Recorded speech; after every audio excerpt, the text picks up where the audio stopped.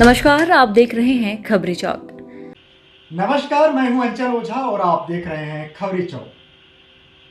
महामाया पहाड़ में अतिक्रमण को हटाने के लिए एक कार्यवाही हुई। लगभग 60 लोगों को नोटिस दिया गया और तड़के सुबह जिला प्रशासन की पूरी टीम पहुंची और उन्होंने उन 60 घरों पर कार्यवाही शुरू की। लगभग 40 घर टूटे और तब तक लगभग 12 से 1 बज चुका था दोपहर का और फिर हाईकोर्ट का एक आदेश आता है और उस आदेश के तहत आगे की कार्यवाही वहीं पर रुक जाती है। हाईकोर्ट के आदेश में यह कहा गया कि अग्रिम सुनवाई तक इस तोड़फोड़ की जो कार्यवाही है, अतिक्रमण को हटाने की जो कार्यवाही है, उसे रोक दिया जाए और इसके बाद जिला प्रशासन वापस लौट जाती है। लेकिन आप मेरे बगल पे वीडियो चलते हुए देख रहे होंगे कि कैसे इस कड़कड़ाती ठंड में छोटे छोटे बच्चे और एक गरीब परिवार कैसे रह रहा है। काफ़ी लोग हैं जो वहाँ पर आकर सहयोग कर रहे हैं, कुछ लोग हैं जो भोजन लेकर आ रहे हैं, कुछ लोग हैं जो प्लास्टिक के तिरपाल, दरी और अन्य चीज़ें भी दे रहे हैं। कुछ लोगों ने वहाँ पर टेंट भी लगाया हुआ है।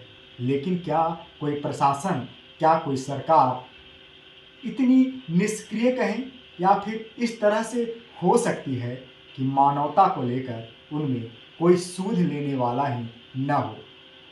सरकार ने 60 घरों पर कार्यवाही का नोटिस दिया और 24 घंटों के अंदर जो अतिक्रमण थी उसे खाली करने को कहा। लेकिन इसके बाद जब कार्रवाई हुई और 40 घर लगभग टूट गए और वहाँ के लोग जो थे बेघर हो गए, तो क्या प्रशासन का यह दायित्व नहीं बनता, मानवता के नाम पर यह दायित्व नहीं बनता कि कम से कम इस कड़कड़ाती ठंड में उनके बच्चों को, उस परिवार को रहने के लिए कोई व्यवस्था देती। लेकिन आज 2 दिन होने को है, प्रशासन की ओर से अब तक कोई व्यवस्था नहीं दी गई। न जाने कितनों की भविष्य गढ़ने वाली होगी और न जाने कितनों की भविष्य सिमटने वाली होगी। कितने लाचार होंगे एक दिन की रोटी खाने के लिए और कितने लोग लाचार होंगे अपने घर को एक अच्छा आशियाना बनाने के लिए और अपने परिवार को चलाने के लिए। लेकिन एक हवा का झोंका आया, ऐसा कहे कि एक दुर्घटना हुई और ये बेघर हो गए। नमस्कार, मैं हूं मनीषा सिन्हा और खबरी चौक की खबर में आपको दिखाती हूँ एक ऐसी खबर जहाँ पे लोगों का आशियाना ही टूट गया। आइए यहाँ पे मौजूद मैं इन लोगों से बात करती हूँ, देखते हैं इनका दर्द जानिए कि आखिर ये कितने तकलीफ में है और प्रशासन शासन अचानक से आई, इनका आशियाना तोड़ के चले गए और इन्हें ठंड भरी रात में कुकुरने के लिए बाहर छोड़ दिया गया। ना तो कहीं किसी से इनको मदद मिला और ना ही इनके लिए कोई सुविधा मुहैया कराई गई। आइए इन लोगों से कुछ बात करते हैं। दीदी अपना नाम बता दीजिए। मैं नफीसा, मेरा नाम नफीसा है। आप लोग को अल्टीमेटम दिया गया था या फिर आप लोगों को जानकारी दी गई थी घर तोड़ने की या फिर अचानक हो गई? हम लोग को जानकारी तो नहीं दी गई थी क्योंकि सब अपने अपने काम में, कोई मजदूर है, कोई लेबर वाले काम करते, सब अपने अपने जगह पे थे। ठीक है, घर तो बंद रहता है और दीवार में आए चिपका के चले गए। ठीक है, तो हम लोग जब रात में आए तो हम लोग को पता चला, तो हम लोग उस दिन रात भर जगे कि क्या बात है, कैसे है। फिर सुनने में आया कि फिर हम लोग आगे कुछ कर नहीं पाए इसलिए क्योंकि शनिवार पड़ गया, फिर रविवार पड़ गया। इस बीच में उन लोग मौके का फायदा उठा लिए। हम लोग इतने साल से यहाँ 20-25 साल से रह रहे हैं, अगर उन लोग को ये लगता है तो हमारा रिजल्ट देखा जाए ना, मेरे बच्चे का रिजल्ट देखा जाए ना कि हम लोग अभी आए हैं या कितने साल पुराने हैं हम। मेरे बेटे का पेपर सुबह कितने बजे कार्रवाई की गई? 5 बजे भोर से कार्रवाई की गई है। ये कोई टाइम होता है, कोई भी ड्यूटी जाता है 9 बजे, 8:30 बजे, 11 बजे तक ड्यूटी होती है। ये कौन सा ड्यूटी लगी थी? आ गया था 2 बजे तक हम लोग मेरे बच्चे, मेरे कैसे रहे रात भर, कैसे रहे आप लोग? बहुत ठंडे में हम लोग ऐसे ही आग की बदौलत हम लोग गुजार रहे हैं आपस ठंडी में। और खाना पीना कैसे करे आप? खाना पीना तो आ रहा है, आस पड़ोस से आ रहा है। और उधर से शासन से कोई मदद नहीं मिली आप लोगों को? कोई देखने नहीं आया? कोई नहीं देखने आया। कैसे छोटे छोटे बच्चे को लेके हम लोग इस तरह गुजार रहे हैं यहाँ पर, बताइए इतनी ठंडी में। कितने सालों से रह रहे हैं आप लोग? कितने साल? हम लोग तो यहाँ पर 25 साल से रह रहे हैं। 25 साल हो गए। हाँ, बच्चे लोग सब कैसे लोग का है, सब छोटे छोटे बच्चे लोग ठंडे में ऐसे ही हैं। हाँ, नाम तुम्हारा क्या है? बता बेटा बता। अब देख रहे हैं कि कितना परेशान है सब लोग। इनको किसी भी तरह का कोई साधन नहीं मिला है और किसी भी तरह का कोई सुरक्षा नहीं दिया जा रहा है। ठंड भरी रात है और आप देख सकते हैं कि किस तरह से पूरा एरिया ऐसे खाली पड़ा हुआ है, पूरा सामान तहस नहस है। आप इधर दिखाएंगे कि कैसे पूरा सामान तहस नहस बिखरा हुआ पड़ा हुआ है। और भी बात करते हैं यहाँ लोगों से।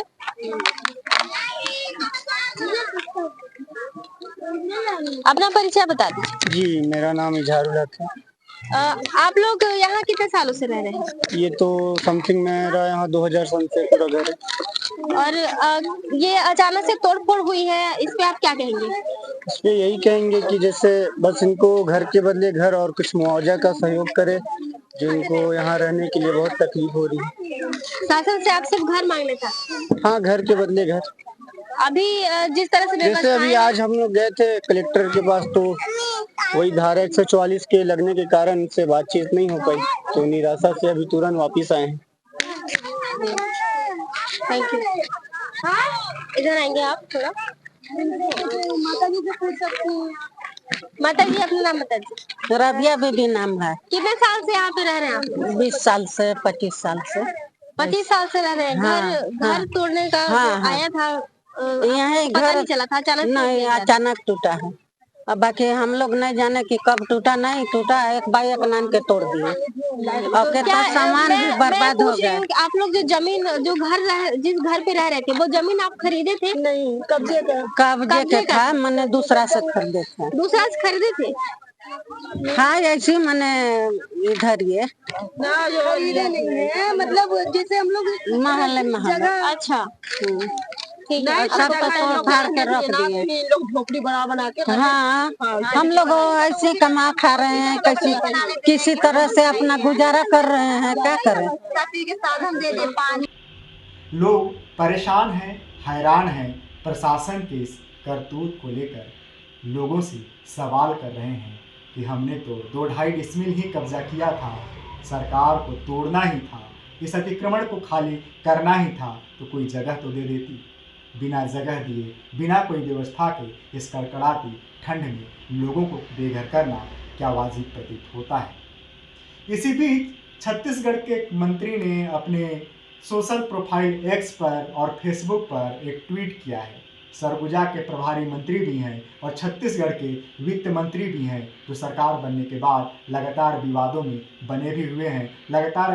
लगातार ऐसे बयानबाजी वे करते भी रहते हैं, जिसे लेकर कई सुर्खियां आती रहती हैं। उन्होंने महामाया पहाड़ पर कार्यवाही को लेकर लिखा है कि कांग्रेस के सरकार में यह कब्जा हुआ और बांग्लादेशी आके बसे हुए थे। जब कार्यवाही हो रही थी तो लोग बांग्ला में बात कर रहे थे। उन्होंने एक वीडियो भी डाला है, लेकिन शायद मंत्री जी के लोगों ने उन्हें गलत जानकारी दे दी। प्रभारी मंत्री हैं सरगुजा के, उन्हें कम से कम अपने ही अधिकारियों से दस्तावेज मंगा लेने चाहिए कि आखिरकार वास्तविकता क्या है। महामाया पहाड़ को खाली करने को लेकर, वहां अतिक्रमण मुक्त करने को लेकर जिला प्रशासन की ओर से कई तरह की जांच कराई गई थी। 2022 में भी जिला प्रशासन की एक रिपोर्ट आई थी, जिसमें यह कहा गया था कि 2007 से लेकर 2014 तक या 12 तक सबसे ज़्यादा अतिक्रमण हुए हैं। मैं अपने बगल में आपको गूगल मैप से एक प्रोफाइल भी दिखा रहा हूं। यदि आप गूगल चलाते हैं, कंप्यूटर चलाते हैं और इसकी जानकारी आपको है, तो आप देख सकते हैं कि गूगल मैप पर साल दर साल कैसे कहां पर घर बने, कहां पर खाली मैदान था, वो आपको दिख जाएगी। तो जो एक आरोप है, जो मंत्री जी ने आरोप लगाया है कि कांग्रेस के सरकार में अतिक्रमण हो गया, कांग्रेस के सरकार में सबसे ज़्यादा कब्जा हो गया, तो शायद मंत्री जी को संज्ञान नहीं है या उन्हें गलत जानकारी दी गई है। कलेक्टर ने अपने रिपोर्ट में यह लिखा है कि वहां पर अधिकतर परिवार छत्तीसगढ़ के निवासी हैं और कुछ परिवार हैं जो झारखंड, उत्तर प्रदेश, बिहार, मध्य प्रदेश और अन्य राज्यों से है। साथ ही उन्होंने यह भी लिखा है कि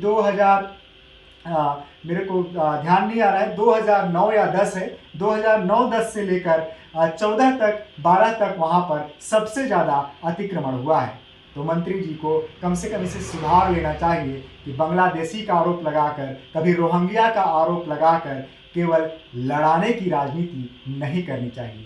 राजनीति गंदी जरूर है, लेकिन राजनीति को इतना गंदा नहीं करना चाहिए कि आपस में ही लोग यह सोचने लगें कि हमने जिस सरकार को प्रदेश में बैठाया है, जिस प्रशासन को ज़िले में बैठाया है, जो हमारे लिए काम करने वाले हैं, क्या वो सही तरीके से काम कर रहे हैं या फिर उन पर लोग सवाल खड़ा करने लगें। जी अपना नाम बता दीजिए। जी, मैं शादाब आलम रजवी हूँ, सामाजिक कार्यकर्ता और एक संस्था है हमारी रज़ानुटी फाउंडेशन। जी। आज ये तोड़फोड़ हुई है, यहाँ पे सारी चीजें बिखरी हुई है, इस पे आप क्या कहेंगे? देखिए, मैं बस यही कहना चाहूँगा कि इस घटना की जितनी निंदा की जाए कम है, क्योंकि आप देखेंगे, आप अगर सामने से आए होंगे तो 2017 में 129 घरों को नोटिस यहाँ पे मिला था और इतने नोटिस के बावजूद भी महज़ ये अल्पसंख्यक समुदाय से आने के नाते, जो मुस्लिम समाज से आते हैं लोग, उनके ही घरों को निशाना बनाया गया।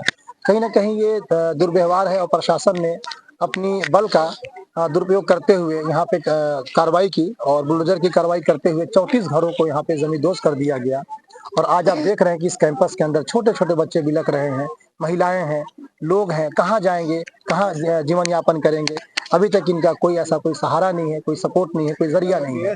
आप इस पे क्या कहेंगे? क्या करना चाहेंगे? देखिए, हम यही चाहेंगे कि प्रशासन के लोग जिस तरह से इस घटना को अंजाम दिए हैं, अब ज़ाहिर-सी बात है कि सत्ता में जो लोग बैठे हैं, हमारी माँग भी वही लोग पूरा करेंगे। हमारी माँग है कि पहले तो इनके लिए कोई ऐसी जगह व्यवस्था कराई जाए, जैसे देखिए यहाँ पे प्रावधान है कि उनके लिए अटल आवास की व्यवस्था कराई जाए। ये कोई बाहर के लोग नहीं हैं। झारखंड, बिहार, उत्तर प्रदेश सब ये टोटल जो है भारत के हिस्सा है और कहीं न कहीं एक राज्य में आप देखेंगे, एक राज्य के व्यक्ति दूसरे राज्य में जाते हैं और यहाँ की जो बसाहट है वो बाहर की बसाहट नहीं, इसी भारत देश की नागरिक हैं, यहीं के रहने वाले लोग हैं और इनके लिए मैं चाहूँगा कि व्यवस्था की जाए। इनके लिए सारी चीज़ें जो कहीं न कहीं आज देखेंगे लोग बेघर हो गए, इनके लिए कोई ज़रूरत की चीज़ नहीं है, तो मैं चाहूँगा कि प्रशासन इनके लिए कोई व्यवस्था कराए, इनके लिए कोई जगह प्रोवाइड कराए। हमारी यही आप माँग लोग है। आज कलेक्टेड गए थे, कलेक्टर साहब? जी, हमारी माँग थी इसी विषय पर कि देखिए कहीं न कहीं जो लोग अतिक्रमणकारी है, मतलब पूर्व में आप देखेंगे कि कुछ अखबारबाज़ी भी हुआ था। यहाँ पे लोग 1 डेढ़ डिसमिल में रहते हैं लोग, इनको निशाना बनाया गया। लेकिन जो लोग 50 डिसमिल, 1 एकड़, 2 एकड़ में काबिज़ हैं, उनको कोई नोटिस नहीं मिलता है, उन पर कोई कार्यवाही नहीं होती है। हमारी पहली माँग तो इस आधार पर थी। दूसरी माँग ये थी कि आपने सिर्फ़ 129 घरों में से सिर्फ़ 60 घरों को ही निशाना बनाया। तो आखिर क्या आधार हो सकता है? आप सिर्फ़ इन घरों को, वो भी नामज़द, आप देखेंगे कि पेपर में अखबार में उनका नाम तक दिया गया और उन घरों को निशाना बनाते हुए तोड़ने का प्रक्रिया जो है यहाँ पे शुरू की गई। तो कहीं न कहीं हमें इस बात का दुःख और तकलीफ़ है कि आप 129 में से सिर्फ़ इन मुस्लिम समुदाय के लोगों को ही टारगेट करते हैं, निशाना बनाते हैं। तो कहीं न कहीं एक पक्षीय जो है आप कार्रवाई कर रहे हैं। कहीं न कहीं ये आप प्रशासन के दबाव में हैं या कुछ ऐसे लोगों के दबाव में काम कर रहे हैं, जो आप उनका नाम भी नहीं बताना चाहते। जबकि हमने समय माँगा कि सर हमें 5 से 6 घंटों का समय दिया जाए, ताकि हम अपने सामान जो ज़रूरत की चीज़ें उसको हम बाहर निकाल सकें। लेकिन हमें वक़्त नहीं दिया गया। आनन-फानन में ये कार्यवाही कर दी गई। क्या आप सब सारे घटना को एक राजनीतिक मुद्दा मानते हैं? देखिए, कहीं न कहीं सियासी लोगों की तो लड़ाई है इसमें और सियासी लोगों की लड़ाई के चलते ही हम लोग पिस रहे हैं। यहाँ की जो आम जनता है यही मतलब उनके चक्कर में आकर के कहीं न कहीं फँस गए और उनके ही वजह से निशाना हम बने रहे। चूँकि पहले भी ऐसा हुआ है कई बार कि वो सियासत के आड़ में यहाँ के लोगों को निशाना बनाते हैं और ज़ाहिर-सी बात आप देखेंगे दूसरे राज्यों के अंदर जहाँ भी ये सत्ता शासन में रहे हैं, वहाँ पर अक्सर बुलडोज़र की कार्रवाई आप देखेंगे सुप्रीम कोर्ट में अभी जजमेंट भी आई है बुलडोज़र की कार्रवाई को लेकर के, लेकिन उसका उल्लंघन होता है। उसके जस्ट अगेंस्ट जाकर के वहाँ पर कार्रवाई होती है। ये आप समझिए कि कोर्ट के खिलाफ भी जाते हैं। अब यहाँ पे मौजूदा सरकार क्या कर रही है? वही काम को यहाँ पे अंजाम दे रही है। आप इस सरगुजा में देखेंगे कि ये पहली ऐसी घटना है जहाँ पे लोग बिखरे हुए हैं। इस कैंपस में पूरे देख रहे हैं छोटे-छोटे बच्चे आखिर जाएँगे कहाँ? तो कहीं न कहीं सियासी लोग तो इन्वॉल्वमेंट हैं इसमें। उनकी इन्वॉल्वमेंट है, बाकायदा उनके शह पे सारे काम हो रहे हैं। प्रशासन के लोग इतना आसानी से इतने जल्दी में काम नहीं करेंगे। हम तो जिला प्रशासन का मतलब कहीं न कहीं शुक्रिया अदा करते अगर हमें समय दिया जाता। लेकिन कहीं न कहीं वो दबाव में थे और दबाव में आकर के उन्होंने आनन-फानन में ये काम को किया, इस घटना को अंजाम दिया। क्या आप यहीं पे रहते हैं या फिर अलग रहते हैं? नहीं, नहीं, मेरा भी घर यहीं है, मैं यहीं का निवासी हूँ और मेरी पैदाइश भी बस बगल के ही मोहल्ले में है। मतलब ये मेरा मोहल्ला था चूँकि बाद में हम आकर के यहाँ बसते हैं। आप देखेंगे हमारा एक धार्मिक स्थल भी था यहाँ पर, जो मदरसे के नाम से मदरसा फैज़ान अज़हरी के नाम से ये संचालित होता था। ये 1999 में बनाया गया था। जहाँ पे लोकल बच्चे पढ़ते थे, यहाँ के बच्चे मतलब अपना धार्मिक जो है शिक्षा प्राप्त करते थे, उस मदरसे को भी तोड़ दिया गया और उसको भी निशाना बनाया गया। तो यहाँ पे हम लोग करीब 30-35 वर्ष से रह रहे हैं और मतलब कुछ जो आए भाई लगभग मतलब 20 से 25 वर्षों से लोग यहाँ पर हैं। और हम लोग यहीं के रहवासी हैं, कोई बाहर के लोग नहीं है। यहाँ पे जितनों का घर टूटा है ये लोग सारे कब्जाधारी थे या फिर ये लोग खरीदे भी थे कुछ? नहीं नहीं नहीं, इनको बकायदा मतलब वो खरीद करके बनाए थे, ऐसा नहीं कि कोई बाहर से आया अचानक कब्जा कर लिए। मतलब देखिए क्या है कि गरीब मजदूर लोग हैं, अब जाहिर सी बात है हर कोई चाहता है कि कम खर्चे में, कम जरिए, कम पैसों में हमें कोई जरिया मिल जाए। तो जो पूर्व में लोग रहते थे उन्हें बेच करके चले गए। जैसे ऐसा नहीं कि यहाँ पे कोई अचानक आकर के कब्जा हुआ है, पहले कुछ लोग रहते थे वो बेच करके जो सक्षम हुए आगे चले गए, फिर जो गरीब तबके के लोग थे उन्होंने खरीदा और उस पर अपनी जीवन यापन कर रहे थे, रोजमर्रा की जिंदगी गुजार रहे थे, और कुछ नहीं है। कोई कब्जा ऐसा नहीं हुआ है कि आए और कब्जा कर लिए, बाकायदा उन्होंने खरीदा है। हाँ, ये अलग बात है कि कुछ के पास रिकॉर्ड थी, कुछ के पास नहीं थी, लेकिन उन्होंने खरीद करके ही उस पर मतलब अपना घर वगैरह बनाया है। जी थैंक यू। Thank you. और बाकी लोगों से बात करेंगे। जी अपना परिचय बता दीजिए। मेरा नाम मोहम्मद सलीम है।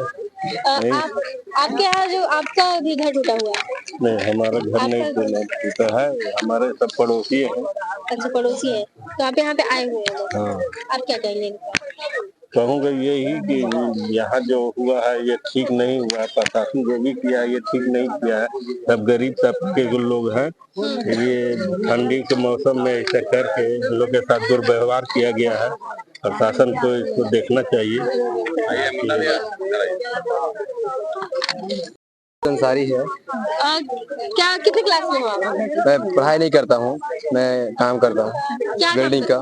बिल्डिंग काम काम का। करते हो? यहाँ पे कितने सालों से रह रहे हैं आप? यहाँ पे करीब मेरे ख्याल से मेरे पापा ज्यादा यहाँ बिता चुके हैं, यहाँ पे रह चुके हैं। तब से हम लोग यहाँ खेले, बच्चे कूदे, जितना भी हम लोग खेले कूदे हैं यही उन सब बड़े हैं, पल के यही बड़े हुए हैं।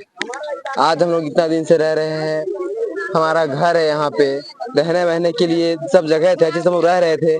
अचानक से इन लोगों ने 5 बजे भोर में गाड़ी खड़े करके वहां पे से जो चालू किया आने के लिए, तोड़ने के लिए। हम लोग को टाइम बिल्कुल नहीं दिए खाली करने के लिए, अचानक से आ गए? अचानक से आ गए। और जब हम लोग ने रोकने के लिए रोका उन्होंने, तो हम लोगों के देखो यहाँ मारे हैं, चोट लगा है, इधर डंडे से मारे हैं, हम सबको मारे हैं। लाठीचार्ज हो गया? हाँ बिल्कुल, सबको मारे पीटे, फिर भी नहीं सुने, आके चढ़ा दिए। अगर वहाँ पे कोई आदमी सो जाता है तो उस पर चढ़ा देते गाड़ी कितने लोग पे। हैं आप लोग फैमिली में? हम लोग फैमिली में करीब 7 या 8 लोग हैं। कितने बच्चे लोग, छोटे छोटे बच्चे लोग? छोटे बच्चे करीब 6-7 लोग होंगे, छोटे बच्चे होंगे। वो लोग का पढ़ाई लिखाई आज आज बहुत डिस्टर्ब हो गया होगा। आज बहुत डिस्टर्ब क्या, हम लोग कंफ्यूज है कि हम लोग करें क्या। बच्चे लोग सोच रहे वो हैं लोग स्कूल भी नहीं जा पाए? स्कूल भी नहीं जा पा रहे हैं, प्लस उन लोग को ये सोच में है कि माँ बाप कहाँ है मेरे। सब ऐसे भटके हुए हैं, बच्चे लोग ड्रेस खोज रहे हैं कि स्कूल जाएं कि कैसे करें। हम लोग ड्रेस का पता नहीं, स्कूल का ड्रेस कहाँ है, चप्पल जूता कहाँ है उनका, कि हम लोग पढ़ाई कैसे करेंगे। इस चीज को तुम लोग देखते हुए कुछ नहीं सोचे हम लोग, सीधा बस चलाने पड़े हम लोग। पूरा घर तोड़ दे, लोग रहे क्या।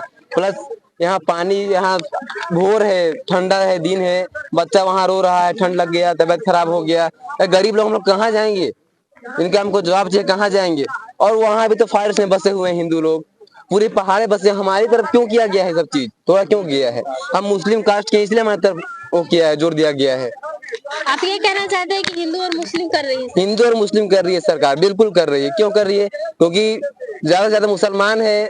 इस चक्कर में इसी मोहल्ले को टारगेट किया गया है, उस मोहल्ले को नहीं किया गया। क्योंकि देखा जाए तो ये भी फॉरेस्ट में है और वही फॉरेस्ट में है, उसको भी करना चाहिए था।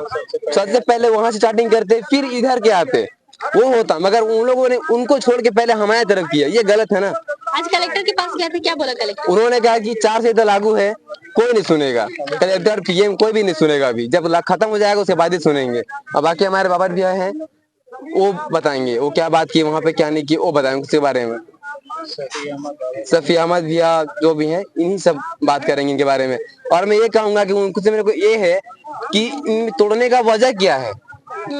वो जब फॉरेस्ट में आई, फॉरेस्ट में है, तो कहने का मतलब ये है कि हम लोग क्यों तोड़ा गया है। हालांकि वो फॉरेस्ट में आई, फॉरेस्ट में है, वो तो सामने तोड़ना चाहिए था। उन लोगों को क्या रीजन है ये तोड़े उन लोग का, क्या पर्सनली हम लोग मतलब घर के हैं, क्या मतलब उनके रिश्तेदार हैं, क्या वगैरह कुछ है क्या उनके, कि उनको कुछ नहीं किया गया।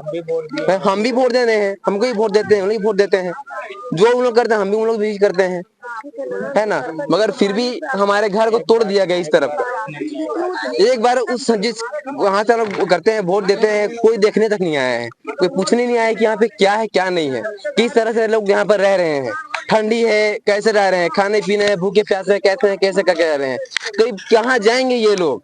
इन लोग कहाँ जाके रहेंगे, इन लोगों की जगह तक नहीं है। 4 दिन से इन लोग ऐसे ही हैं, खाने पीने की व्यवस्था नहीं है। देखिए जाए तो यहाँ के जो आपस के जो लोग हैं, समाज के लोग हैं, एक दूसरे को हेल्प कर रहे हैं, बिल्कुल पूरी तरह से हेल्प कर रहे हैं, सपोर्ट कर रहे हैं। नहीं हो रहा है तो और लोगों से कुछ हेल्प मांग रहे हैं, मगर सरकार इस चक्कर में कुछ नहीं दे रही है हम लोग को। ये जो कैंप वगैरह देख रहे हैं ना, ये सब हमारे बाबर भैया जो है भैया इन लोग किए हैं। और क्या लगाते हैं इल्जाम की भाजपा जो है सरकार, उसने ये सब लगा के दी है। ये बिल्कुल गलत है। जो कौन बोला? ऐसा सुनने में आया था, सुनने में आ रहा है, सब चीज की ऐसा सब बोला जा रहा है, मगर वैसा बिल्कुल नहीं है, ये सब गलत है।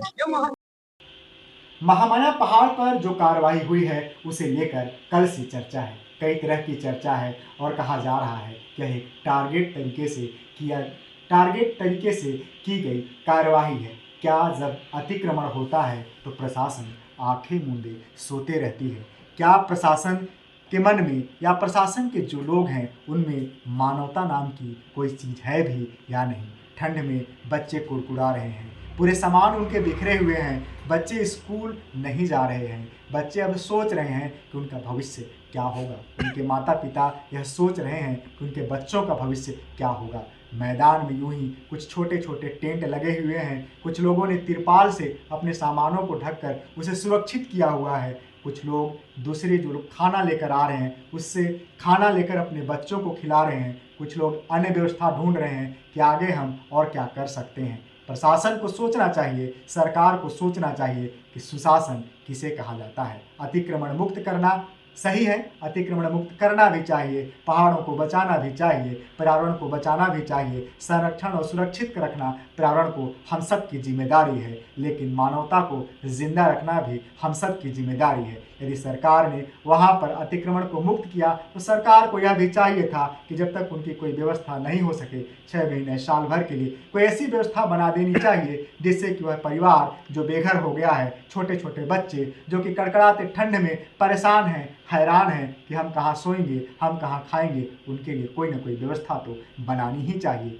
अब प्रदेश में नगरीय निकाय चुनाव और पंचायत चुनाव को लेकर आचार संहिता भी लागू हो चुका है। ऐसे में क्या प्रशासन कोई कार्रवाई करेगी या फिर ये लोग ऐसे ही मैदान में तड़पते रहेंगे? आगे का भविष्य इनका क्या होगा, यह तो सरकार का वह संवेदनशीलता या सरकार का वह सुशासन तय करेगा जिसके नाम पर विष्णुदेव साय लगातार छत्तीसगढ़ में राज्य कर रहे हैं कि मैंने पिछले 1 सालों में सुशासन इस राज्य को दिया है। नमस्कार, ऐसे ही खबरों के साथ हम फिर आएंगे आपके पास, तब तक के लिए दीजिए इजाज़त।